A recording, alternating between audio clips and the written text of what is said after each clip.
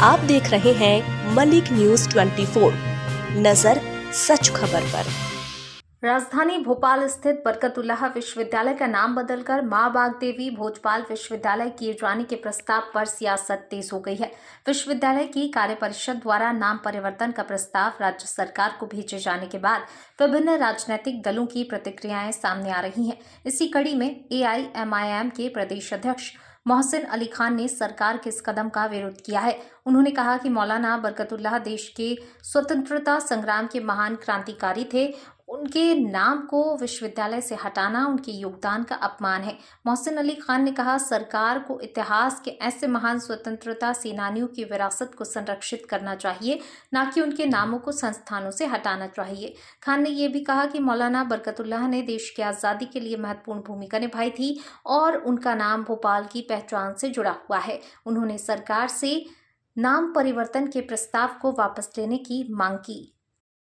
जैसे आपसे बरकतुल्लाह यूनिवर्सिटी को लेकर यहाँ पर भोपाल में हंगामा मचा हुआ है और प्रदेश के अंदर क्या कहना चाहते हैं सत्ता को आप?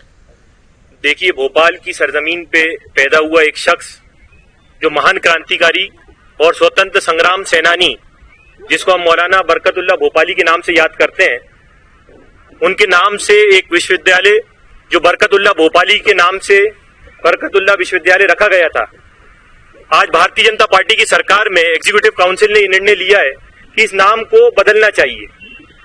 तो मैं आप लोगों को बताना चाहता हूं कि इससे पहले भी मध्य प्रदेश के वजीर आला डॉक्टर मोहन यादव ने अपने बयानों में स्पष्ट करा है कि जब भी मौलाना नाम उनकी जबान पे आता है तो उनकी जबान खटकती है। जब कहीं मौलाना अपने कलम से लिखने की बारी आती है तो उनका पेन अटकता है। और इससे पहले भी मध्य प्रदेश के अंदर 68 गांव, कस्बे और पंचायतों के नाम बदलने की घोषणा की है जो मुसलमान नाम पे आधारित थे। तो मैं कहना चाहता हूं कि मैं और मध्य प्रदेश के तमाम मुसलमान और यकीनन अमन पसंद लोग इसकी पुरजोर मजम्मत करते हैं, मुखालिफत करते हैं और कड़े शब्दों में निंदा करते हैं। मैं आपको बताना चाहता हूं कि आज हिंदुस्तान ग्लोबल इन्वेस्टमेंट के अंदर है। 197 कंट्रीज आज इस दुनिया के अंदर हैं। तो कहीं ना कहीं हिंदुस्तान आज मुस्लिम मुल्कों के अंदर भी ट्रेड करता है।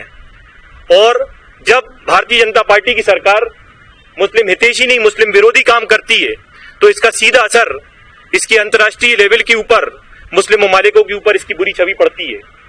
और कहीं ना कहीं इसका असर और इसकी तकलीफें अगर किसी को झेलना पड़ती है तो इस मुल्क हिंदुस्तान की आवाम को झेलना पड़ती है।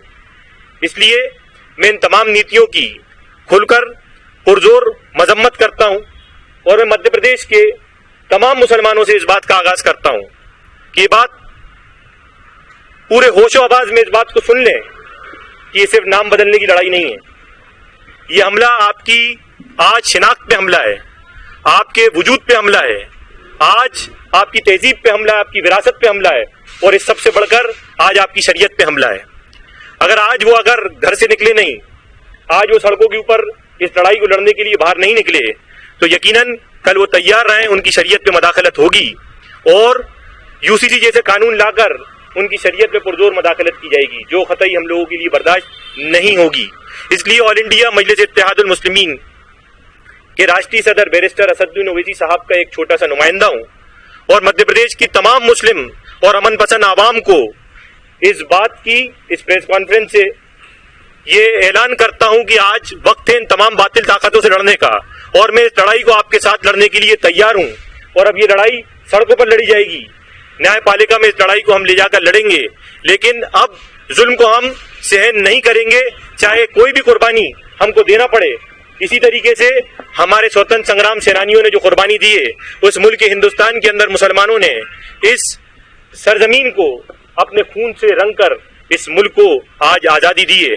तो यकीनन आने वाले वक्त के अंदर भी अगर तमाम भारतीय जनता पार्टी और आज तमाम फिरका परस्त ताकतें अगर इस मुल्क हिंदुस्तान के ऊपर जुल्म करेंगी तो हम भी अपना खून बहाकर इस मुल्क को आजाद करेंगे और तमाम आज फिरका परस्त ताकतों से मुकाबला करेंगे।